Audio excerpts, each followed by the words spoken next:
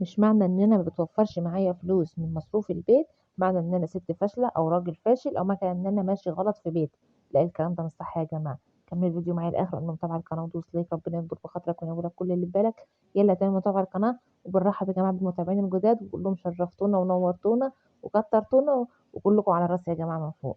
معنى إن أنت مش عارف توفّر حاجة من مصروف من مصروف بيتك للزمن وكده، إحنا كلّنا طبعًا عندنا أولاد ربنا يخلّي وبنعلّم وبنربّي وبنلبّس، يعني ده لوحده استثمار في ولادك، إن أنت بتأكّلهم، إن أنت بتعلّمهم، إن أنت بتدّي دروس، إن أنت بتعالج، إن أنت بتأكّل. طبعًا العيشة غالية، يعني ما تحاولش تحمّل نَفْسك عبء فوق العبء اللي إحنا فيه. كل حاجة غالية وكل حاجة بتقطع وكل حاجة عايزة مصروفات، العيّل حالًا بيصرف قد كده، ولو أنت ما معاكش عيال، البيت لوحده لو أنت قاعد في إيجار والمَيّة والنور لوحده ده كفيل إن هو ما يخلّيش معاك فلوس للبيت.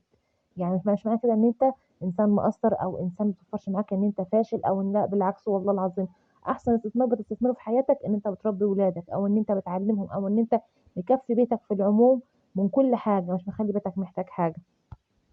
طبعًا والكلام ده برضه للناس اللي معاها طبعًا بنات بقى أيًا كان تعليم عالي وجامعات وثانوي وكده، يا جماعة الله يكون في عون الناس دي بجد، وخصوصًا لو دخل واحد كمان ربنا يكون في عون الناس ديّة، كل حاجة غالية. أحسن استثمار بتستثمره في حياتك إن أنت بتعلّم ولادك، إن أنت بتحاول تجتهد على قد ما تقدر في تعليمهم وفي تربيتهم، إن أنت لمّا عيّل بيتعب تكشف عليه. ده لوحده إن الشهر بيعدّي كده حتى لو بيعدّي بالضبط ده لوحده يعني أنت يعني مش عايزة أقول لك نينجا، نينجا إن أنت الشهر معدّي معاك. طبعًا أول حاجة طبعًا هي بركة من ربنا وستر من ربنا، بس مش معنى إن أنت ما توفّرش معاك فلوس أو بينكسر معاك قرش لقدّام، معنى كده إن أنت إنسان فاشل. أحسن استثمار صدّقني هو استثمارك في ولادك وأنت بتأكّلهم وبتخلّي بالك من صحّتهم وبتأكّلهم أكل متوازن وبتحاول تجيب الفاكهة وبتحاول تجيب الخضار وبتحاول تعمل خزين البيت وبتعلّم وبتلبّس وعيد وغيره، يعني الله يكون في عوننا والله العظيم على اللي إحنا فيه.